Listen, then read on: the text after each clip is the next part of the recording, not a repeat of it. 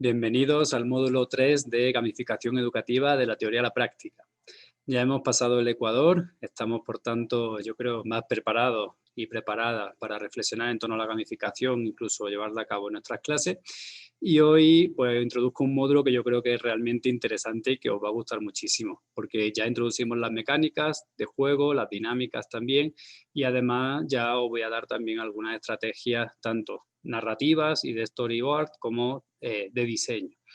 Realmente es una semana bastante completa, espero que la disfrutéis, que os ayude a vuestras gamificaciones y que haga que realmente vuestros proyectos sean cada vez más motivadores.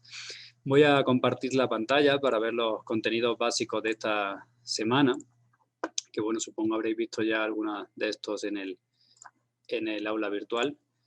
Le voy a actualizar para que veáis también un poco cómo simplemente una narrativa, que en este caso, como ya sabéis desde el inicio, es la Guerra de las Galaxias, ¿no? Puede, bueno, sin necesidad de recompensas, sin necesidad de puntos, sin necesidad de más historias, ¿no? Solo con la narrativa ya nos puede explicar un poquito de qué vamos. Todas las cabeceras que habéis visto de este curso están basadas en diferentes momentos de la Guerra de la Galaxia. No sé si sois fanáticos de la Guerra de la Galaxia, pero si sí lo sois, sí me gustaría que describierais un poco los espacios en los que nos estamos moviendo, los personajes, quiénes son, qué importancia tienen dentro del proceso, ¿no? Porque todo en cierto modo tiene algún sentido. Como veis, por ejemplo, el texto de arriba pues, está basado en la tipografía de la Guerra de la Galaxia, los personajes con fondos transparentes, los escenarios, etcétera, ¿no? Tenemos diferentes elementos que todos nos llevan a esa narrativa, ¿no? Introducido también, como sabéis, en el Kahoot, ya lo habéis visto, también una pregunta con respecto a Star Wars, ¿no? En cierto modo, las misiones que hemos hecho con Classcraft también están relacionadas. Un poco el leitmotiv, ¿no? Ese leitmotiv lo tenéis que buscar vosotros y vosotras en vuestra clase. Como ya os he comentado alguna vez en el foro, lo interesante sería pues, preguntarle a vuestros alumnos y alumnas el primer día cuáles son por eso sus series favoritas, sus videojuegos favoritos, sus películas, sus libros, ¿no? Cuáles son, digamos, las cuestiones que realmente son significativas para ellos y ellas. Y veremos cómo seguramente en primaria tienen unos intereses, en secundaria tienen otros, en bachillerato tienen otros y en la universidad, aunque se puedan compartir algunos de ellos, evidentemente tendrán otros, ¿no? Entonces, es interesante ver cómo de todo ese mundo, ¿no?, que nosotros vamos a recibir, podemos seleccionar aquello que nosotros consideremos significativo y además introducir esas mecánicas y elementos del juego que nos permita motivar a nuestro alumnado. Bueno, yo voy a empezar con esta primera parte de las mecánicas, que son fundamentales. De hecho, sin mecánicas no puede haber gamificación. Y vamos a verlo de la perspectiva de Marczewski, con un enlace bastante interesante, y también desde la perspectiva de Texas, que lo que hace básicamente es sintetizar cuáles son las cuestiones más importantes que se han trabajado hasta este momento. Dividimos mecánicas, dinámicas y la estética, ¿no? La estética que lo inunda todo y que yo creo que es realmente la que tiene finalmente que superar y conseguir que nuestro alumnado se motive sin necesidad de especialmente las mecánicas. Como veis, en las mecánicas tenemos el sistema PBL, Points, Badges and Leaderboards, es decir, puntos, medallas y clasificaciones, pero también tenemos los retos, las misiones, los avatares, los niveles, bienes virtuales que puedan transformar en algún tipo de bien para su clase, etcétera. Si os fijáis, mecánicas tiene muchas Classcraft, por ejemplo, ¿no? Muchas de estas mecánicas existen ya en Classcraft directamente, otros juegos tienen, por ejemplo, el tema de clasificaciones y demás. Hay que conocerlas y hay que usarlas según nuestra conveniencia. Esa es, digamos, la cuestión fundamental. Y no hay que ser muy reiterativo, es decir, si solo ponemos puntos y puntos y puntos, o solo damos clasificaciones, o solo damos, digamos, una de estas mecánicas, pues finalmente pues, vamos a tener también el problema de que va a perder esa novedad, va a perder evidentemente la motivación. Esa es la perspectiva de Texas, que como veis es bastante sintética, pero sin embargo Marczewski vamos a ver cómo nos da un bagaje inmenso de 52 mecánicas que podemos utilizar en nuestra gamificación. Y lo interesante de Marczewski es que además nos divide por el tipo de jugador según su propia teoría de los tipos de jugador que ya conocemos. Entonces, podemos coger alguna mecánica de cada tipo de jugador, no necesariamente todos, para todas las gamificaciones, y de esa manera pues compensaremos y podremos motivar probablemente a la mayor parte de nuestro alumnado de una vez. Bueno, como veis, todo tiene su gamificación. Esto está hecho con Genially. Ya os voy a explicar cómo funciona Genially, pero como veis, bueno, en este caso necesita cierta interacción por vuestra parte. Hay que encender la computadora y cuando la encendemos aparece directamente, digamos, en este caso, la página web directamente de Marcheschi, que es de Gamify UK, que en este caso habla de los 52 puntos, dos mecánicas de la gamificación. Bueno, incluso nos aparece la propaganda que aparece en el original, entonces esto lo vamos a quitar, ¿no? Y esto vamos a cerrar, ¿no? Tenemos que hacer eso para verlo. Y bueno, aquí tenemos todo. Como veis, permite una inmersión bastante interesante Genially, ¿de acuerdo? Ya os voy introduciendo Genially directamente, pero bueno, yo para ser un poquito más claro, prefiero abrirlo en el enlace, que también está aquí arriba, y lo vemos un poquito más en grande, ¿no? Que es, en este caso, la cuestión más que estética sería lo interesante ver bien, ¿no?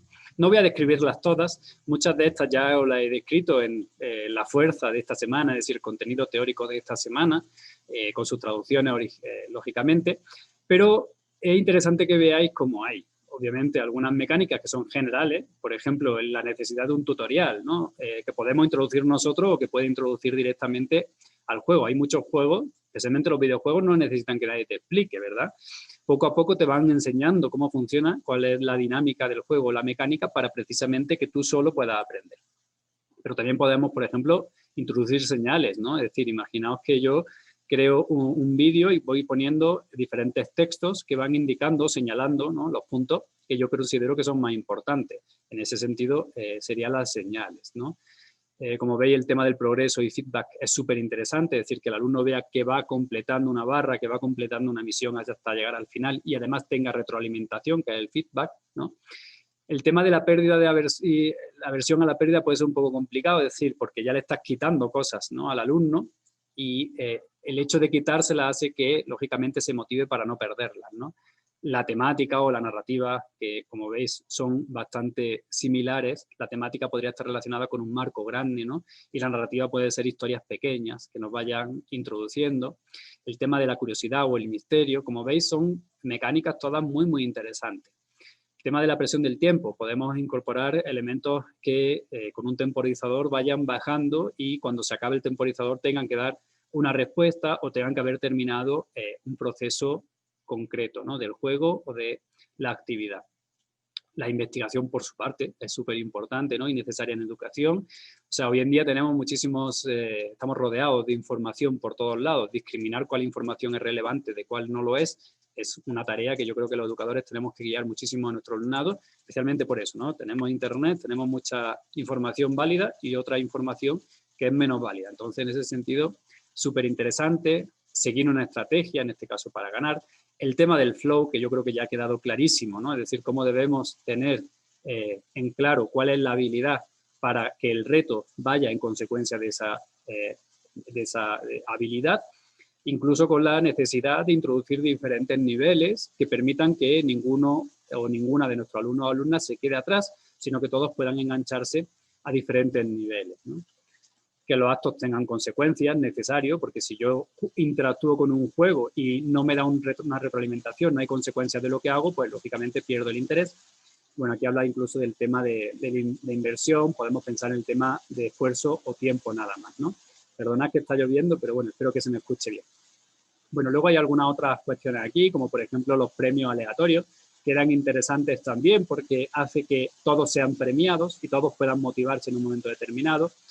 Bueno, algunas otras cosas aquí de lo que es un horario, ¿no? Con diferentes, digamos, cosas, tareas que hay que hacer y demás. Vamos ya a la parte de Socializer y a la parte de los diferentes jugadores porque son muy interesantes. ¿Por qué les gustan los Socializers? Por ejemplo, una mecánica de equipos, ¿no? Teams, o sea, un equipo en el cual nosotros estamos combatiendo, luchando contra un enemigo común o contra otros grupos de la propia clase, ¿no? La necesidad de que se creen redes sociales, es decir, conexiones entre los alumnos y las alumnas. El tema del estatus social también es interesante, o sea, por qué tú has llegado a ser relevante dentro de la clase y no necesariamente, obviamente, por otras cuestiones, sino en este caso por una dinámica, una mecánica de la clase, ¿no? Descubrimiento social. De la presión social puede ser interesante también. Imaginamos que tenemos un grupo muy motivado con un disruptor o una persona que está totalmente desmotivada.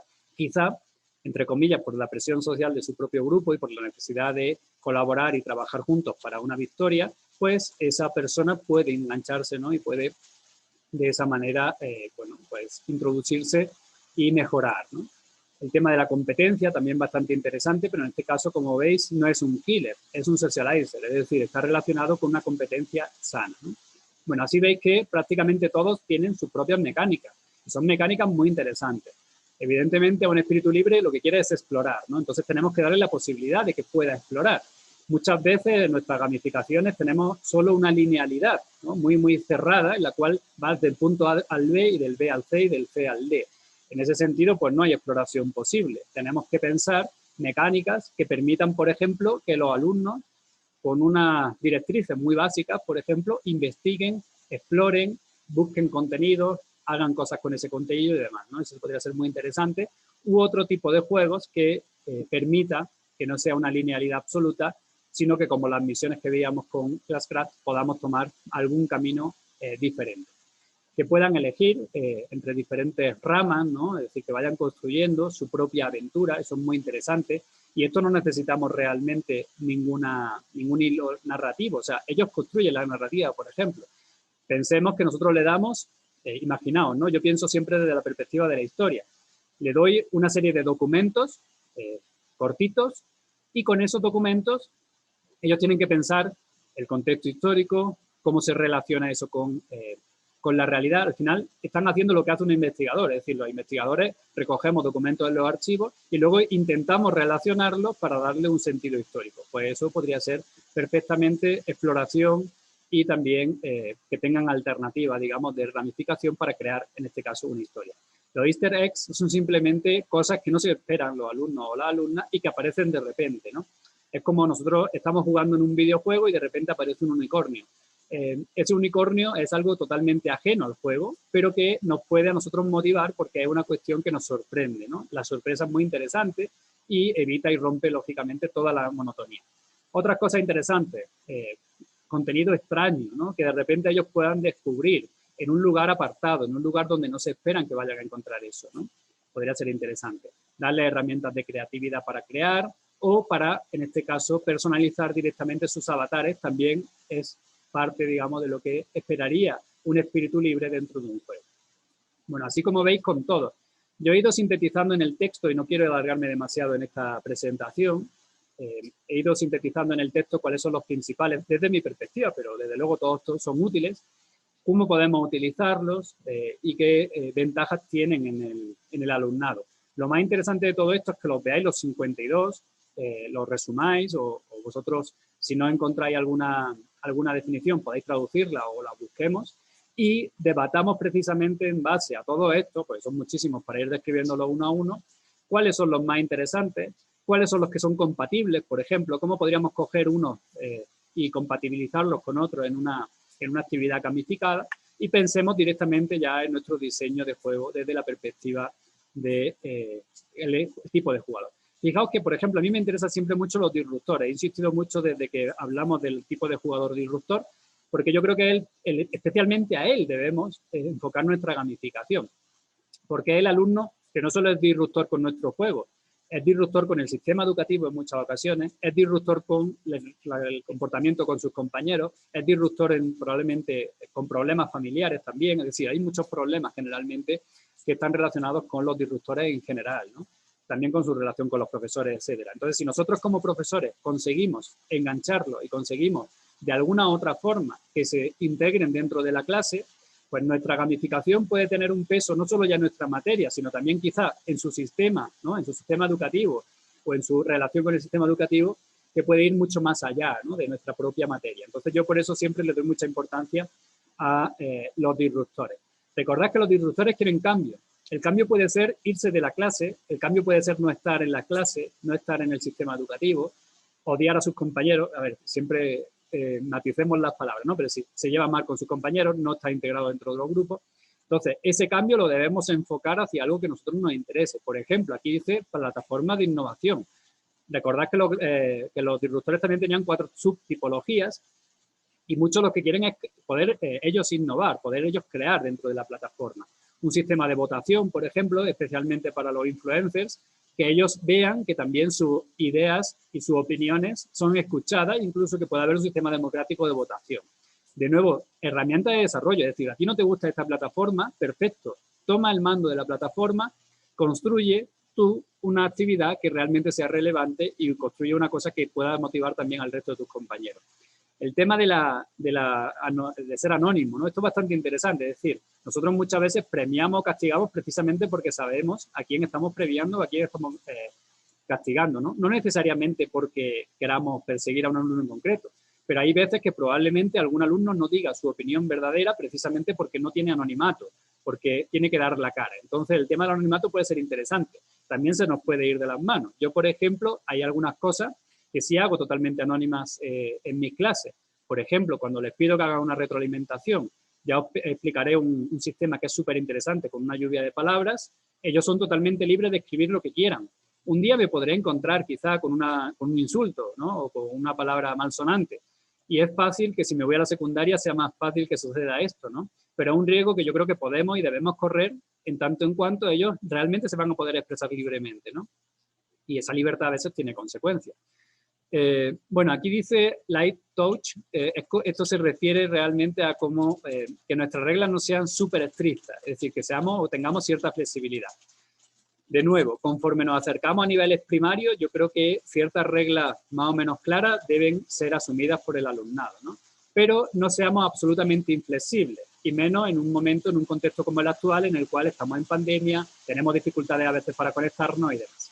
Y el último punto es interesante también, es decir, la anarquía, ¿no?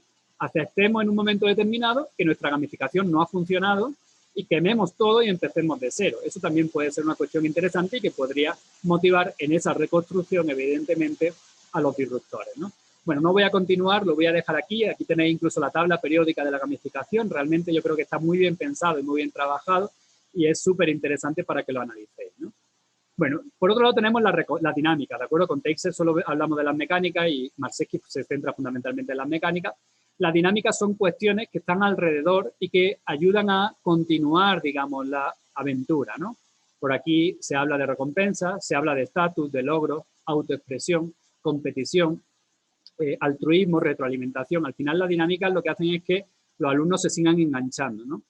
Yo puse a Vítica el primer día, no hice mucho énfasis en él, aunque bueno, os dije que podríais pertenecer al equipo, y poco a poco he ido añadiendo, ¿no?, un poquito más de información, o he ido recordando que tenemos una misión, etcétera. Eso sería un poco la dinámica, ¿no? Es la manera que yo tengo de engancharos a vosotros voluntariamente, es decir, quien no ha querido no ha estado y hay personas que no se han registrado y otros que se han registrado y no han continuado. Bueno, está bien, pero mi dinámica es un poco de volver a meteros en el círculo, ¿no? En el círculo, en este caso, de una plataforma que considero útil o en el círculo, evidentemente, de nuestras actividades de clase. Y finalmente la estética. Fijaos que aquí la centra no solo en la narrativa, dice sensación, fantasía, narrativa, por supuesto, ¿no? Reto, camaradería entre los alumnos, descubrimiento, expresión, incluso sumisión, ¿no? En ocasiones, porque evidentemente también tenemos ese tipo de estética que puede estar relacionada con nuestra gamificación, ¿no? Y luego bucles de actividad, es decir, cuestiones que nos vayan reintroduciendo, que nos motiven y que nos ayuden a mantener la atención. Bueno, este sería un poco la base de las mecánicas de los elementos, luego podemos discutir mucho más sobre esto, pero yo creo que es bastante interesante por sí mismo. Bueno, con respecto a storyboard, guión gráfico y narrativa, os voy a hacer una pequeña síntesis también, porque os he hecho una presentación que creo que es bastante completa. Creo que entendemos perfectamente cómo el cine, los videojuegos, las películas, tienden a engancharnos precisamente a través de una narrativa, también los libros, ¿no? Entonces, la narrativa es fundamental, ¿no? Nosotros a veces tenemos historias increíbles en la asignatura de historia, pero también en las otras asignaturas, ¿no? De cómo se llegaron a inventos, cómo ciertos elementos que son fundamentales para nuestra vida, pues a veces son aritmética básica, ¿no?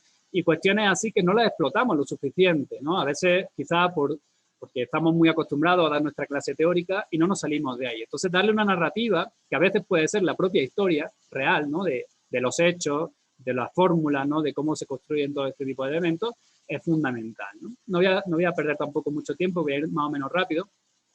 Aquí de nuevo enciendo la computadora y directamente, como veis, me conecta con otro Genially que también he hecho yo. Como veis, es muy dinámico en este sentido y aquí pues directamente lo puedo maximizar para que lo veáis, ¿no? Entonces es importante que contemos historias, ¿no? Historias que sean motivadoras, historias que interesen al alumnado. A veces, bueno, pues tendremos que ver qué repercusiones ha tenido, ¿no? Algún elemento que nosotros queremos aplicar, pues de física, de química, de cualquier asignatura, ¿no? Para que realmente ellos se motiven, ¿no? Y ellos vean que hay algo detrás de lo que están aprendiendo y algo que es importante, ¿no? Bueno, yo aquí, como veis, tengo un índice bastante extenso que voy a sintetizar lo máximo que pueda, ¿no? El storytelling realmente lo que se basa es la construcción de un guión narrativo. Esto es fundamental en cine, es fundamental en los videojuegos y también yo creo que debe ser fundamental no solo en nuestras actividades, sino también en nuestra actividad diaria de la docencia, ¿no? Entonces, debemos prepararnos para contar la historia, debemos ver cómo esa historia va a ser construida, cuáles son los puntos narrativos que van a enganchar, en este caso al alumnado, para que continúe, ¿no? Esa es un poco la idea de este tipo de cuestiones, ¿no? Entonces, tenemos que contar muy bien la historia, para ello, evidentemente, tenemos que tener los conocimientos teóricos que ya se nos presupone, y a partir de ahí darle, digamos, un contenido narrativo que sea interesante, que enganche, ¿no? No solo el contenido, sino también la forma en la que nosotros expresamos todo esto. Entonces, vamos a ver algunos de los marcos narrativos clásicos que se han utilizado. Rápidamente podréis pensar en el cine, ¿no? Especialmente, porque se han utilizado muchísimo, evidentemente también en la literatura. Y este es, digamos, el modelo básico, fijaros, ¿no? Tenemos una estructura lineal, vamos creciendo desde un planteamiento hasta llegar a un clímax, que sería, digamos, el punto más elevado, y a partir de ahí hay una resolución con un desenlace. La resolución puede ser que el héroe vence y logra su objetivo o que el héroe no lo consigue. Generalmente suele ser un personaje o puede ser un grupo de personajes, ¿no? Y así también debemos nosotros narrar nuestras gamificaciones, ¿no? Entonces, si tenemos, por ejemplo, una misión y es salvar a los wiki, como teníamos en Classcraft, empezamos con una introducción muy básica de a qué debemos atenernos, vamos creando un contenido cada vez más complejo hasta llegar a un desenlace final, que sería la batalla última, para ya llegar, digamos, a una desescalada, ¿no? A una bajada donde ya simplemente en el punto final pues afirmamos que hemos vencido o que hemos sido derrotados, por ejemplo, ¿no? Esa sería la estructura lineal, como veis no tiene grandes cambios ni saltos. También tenemos la narrativa no lineal, que es mucho más compleja. Aquí os lo ejemplifico en la película de Tarantino, Pulp Fiction. Si la habéis visto, es excepcional. Y si no la habéis visto, pues realmente os la recomiendo porque es un clásico realmente imperecedero. Yo en la época de la universidad pues la vi como 7 u 8 veces seguida. Luego ya dejé de verla, ¿no? Pero la he vuelto a recordar en algunas ocasiones, también su banda sonora es espectacular, ¿no? Por ahí también vamos a ir un poco, es decir, cómo debemos acompañar nuestra narrativa con, por ejemplo, música o con otros elementos que puedan dinamizar aún más nuestras clases, ¿no? Bueno, aquí la estructura no lineal tenemos salto en el tiempo, lo que es el feedback y el rewind back, es decir, salto hacia adelante, salto hacia atrás. Hay muchas teorías que han intentado ordenar cronológicamente Pulp Fiction, algunas probablemente lo han conseguido, pero realmente nos da igual, porque, digamos, es tan poderosa la narrativa que no nos da igual si un hecho pasó antes o después, ¿no? Estamos simplemente, yo creo, entusiasmados con la manera en la que nos están mostrando esa realidad. Esto lo podemos utilizar también en nuestras gamificaciones, es decir, no necesariamente tenemos que tener una estructura lineal. Complejiza un poquito más la cuestión, pero, por ejemplo, en historia sería interesante también ir dando saltos en el tiempo para ver las consecuencias de los hechos del pasado, por poner un ejemplo muy básico, ¿no? Y aquí tenemos también otro ejemplo latinoamericano muy importante, la novela Rayuela de Cortázar, que no comienza por el principio, sino que comienza bien avanzada la historia y luego da saltos en el tiempo, ¿no? Ok, tenemos también la estructura circular, que también es bastante interesante, es decir, acaba y empieza prácticamente en el mismo sitio donde arrancó, pero igualmente tiene una línea ascendente, tiene un clímax y tiene otra línea descendiente, ¿no? Es decir, al final se regresa prácticamente al principio, lo cual también es una cuestión interesante a tener en cuenta. Esta es mucho más compleja, ¿no? La narrativa multilineal interactiva. Esto, por ejemplo, lo podemos hacer hoy en día con recursos digitales. Ha salido una de las capítulos de Black Mirror directamente, es así. Sí, bueno, no recuerdo exactamente, pero ya os pondré cuál es el capítulo. Tú puedes ir eligiendo un poco hacia dónde va la historia, ¿no? Es decir, tú tienes capacidad como espectador de elegir si sigue un plan A o un plan B. Si sigue el plan B, evidentemente luego tendrá un plan C o un plan D, ¿no? Entonces tú vas creándote, en cierto modo, la propia historia. Esto también lo podemos hacer cuando le damos un punto de partida a los alumnos y a partir de ahí nosotros hacemos que ellos construyan la historia hacia un lado o hacia el otro. Le vamos dando posibilidades y al final llegamos a una conclusión. Esto podría efectivamente utilizarse en historia, pero también se podría utilizar, por ejemplo, en economía, ¿no? O sea, si tú decides, por ejemplo, subir impuestos o bajar impuestos, ¿qué repercusiones puede tener sobre la sociedad, sobre el país y hacia dónde vamos, ¿no? Y con eso, pues vamos creando también en base a lo que los alumnos van decidiendo, lo cual es muy interesante. Otra cuestión interesante que también se ha visto mucho en el cine últimamente, no hacer un único clímax. Si nosotros creamos un clímax básico y luego damos un clímax aún más fuerte, pues podemos sorprender también, ¿no? O sea, podríamos sorprender en este caso al espectador que ya esperó el clima inicial y creyó que ya se iba a concluir la historia y de repente se reactiva, ¿no? Lo cual puede ser también una manera de crear un contenido. Varias historias que llegan a un punto común, por ejemplo, en un momento determinante. A ver, a mí ahora mismo se me ocurre la propia historia de la independencia de Sudamérica. Por un lado podríamos tener a Simón Bolívar y por otro lado tendríamos a San Martín, que coinciden en la entrevista de Guayaquil. Por poneros un ejemplo que se me acaba de ocurrir ahora mismo. Pero pensemos, digamos, también esa posibilidad, ¿no? Varias historias que de repente confluyen en una sola. Y luego, un poco toda esta teoría se basa mucho en esa pirámide de Freytag que, bueno, también la hemos visto en diferentes momentos, ¿no? Aquí yo explico punto por punto, no lo voy a hacer ahora en la presentación para no alargarme demasiado porque está todo escrito, ¿de acuerdo? Pero como veis, básicamente, aquí tenemos la estructura con un único clímax, podríamos tener varios clímax, podríamos tener varias historias, pero la cuestión aquí es que explica muy bien desde la perspectiva de los clásicos griegos y Shakespeare, pero yo creo que es bastante útil incluso hoy en día, cómo ir construyendo cada una de esas partes, ¿no? Cómo creamos la exposición, cómo creamos expectativa al inicio, cómo hay un incidente que de repente hace que la acción suba, llegamos a un clímax y luego una parte descendiente con un momento crucial que puede ser que se vence o que se pierde el bueno, entre comillas, ¿no? Siempre, y luego una pequeña resolución. Entonces todo esto lo voy a ir pasando para que lo leáis tranquilamente vosotros en la presentación.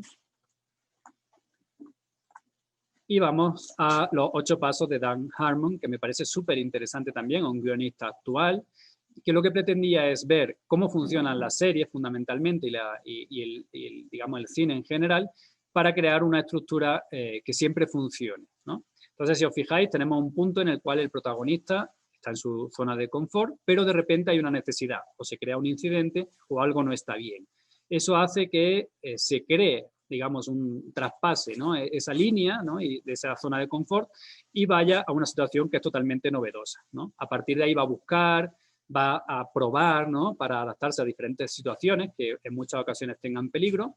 Finalmente va a encontrar lo que estaba buscando, que puede ser salvar el mundo, o puede ser pues, salvar a un familiar, o puede ser pues, una cuestión totalmente diferente, lo toma, paga un precio por ello también, puede ser que, por ejemplo, si es un grupo de superhéroes, uno de ellos muera, ¿no?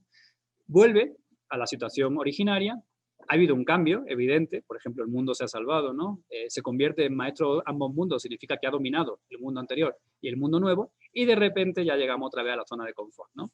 Entonces, si os fijáis, en muchas series de televisión pasa esto en cada capítulo, ¿no? O en una película suele pasar una vez.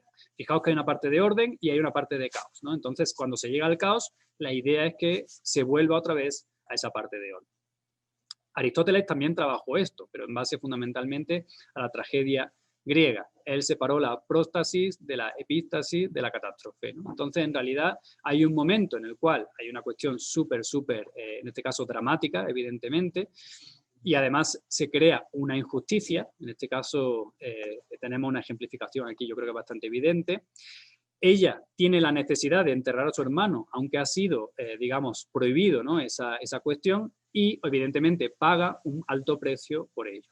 Esta es otro tipo de narrativa, también muy interesante, basado en la tragedia griega, pero que se utiliza muchísimo, es una de las bases también de la poética de Aristóteles. Bueno, también tenemos el viaje del héroe, que yo os pido que lo veáis, porque repetimos un poco ideas, pero que realmente se basa muchísimo en lo que ya hemos visto anteriormente, ¿no? Entonces, ese mundo conocido y ese mundo desconocido que hace que, bueno, aquí aparecen otros elementos como el ayudante, como el mentor, los retos, ¿no? El abismo, ¿no? Donde parece que realmente el héroe va a morir, etcétera, ¿no? Entonces, es súper interesante, espero que lo veáis.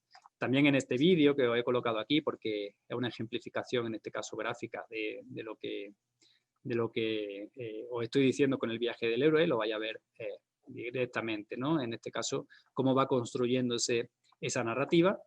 Y ahora lo más importante, ¿no? El momento para reflexionar, el momento para pensar cómo podemos integrar esto en nuestras clases, cómo podemos hacer que la narrativa sea una cuestión que enganche y motive. Fijaos que la narrativa no tiene nada que ver con los premios, no tiene nada que ver con la recompensa, pero puede igualmente, en este caso, ayudarnos a conectar a nuestro alumnado. Ya hemos hablado de toda la narrativa y la importancia y la potencia que puede tener para motivar a nuestro alumnado.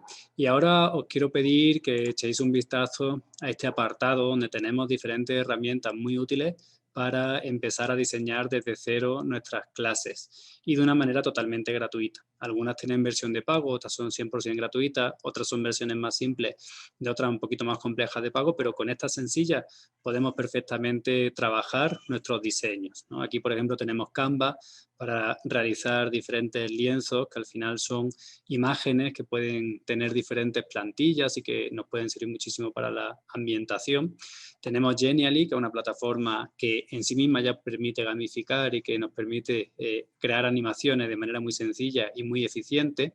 Adobe Spark, que os la recomiendo muchísimo, especialmente para crear vídeos y también para realizar todo tipo de presentaciones. Tenemos aquí un Photoshop que es gratuito, es de la propia Adobe, igual que Spark, y nos permite hacer las cuestiones más básicas. Por ejemplo, quitar fondos para tener fondos transparentes, hacer contraste, brillos, cosas realmente sencillas. Si queréis un poquito más complejo, este Photopea es realmente interesante, gratuito también. Es prácticamente como un Photoshop que lo podemos utilizar libremente. Y también tenéis, por otro lado, repositorios de imágenes con fondo transparente que podéis utilizar. Yo aquí he puesto algunas para iconos gratuitos, por ejemplo, esos iconos que a veces también son muy necesarios para ejemplificar ciertas medallas, por ejemplo, o ciertos elementos de nuestra gamificación. Los fuentes o tipos de letras muy diversos, muy diversos. Aquí, por ejemplo, saqué yo los de Star Wars, que directamente podéis crear vosotros online. Generador de cartas y documentos antiguos, que nos puede dar también una ambientación muy interesante cuando hacemos gamificación, es decir, al final ponemos un texto igual que cualquier otro, pero le da un tinte antiguo. O diferentes catálogos bastante extensos de imágenes gratuitas con fondo transparente. Insisto en el fondo transparente porque nos permite animar con una imagen de fondo sin que obviamente haya un problema o dificulte, digamos, la visión de lo demás. Si os fijáis, todas las imágenes que tenemos aquí flotando, entrando y saliendo, pues son imágenes en PNG con el fondo transparente. Y bueno, y un pequeño ejemplo de que se puede hacer con Canva de manera muy sencilla o algunas otras cosas que se pueden hacer es esta imagen, por ejemplo, una imagen, como veis, que llama a explorar, llama a la aventura. Entonces, con todas estas mecánicas, el storyboard y el diseño y el software que tenemos de diseño, pues podéis realmente hacer muchísimas cosas que espero que sean muy útiles en este tercer módulo, ¿no? Lógicamente, uniendo lo que hemos visto en el módulo 1 y en el módulo 2. Y espero que en el módulo 4 ya sea totalmente definitivo. Muchas gracias por todo. Nos vemos el jueves en la videoconferencia y ahí resolveremos cualquier duda que también podéis obviamente exponer en el foro. Saludos.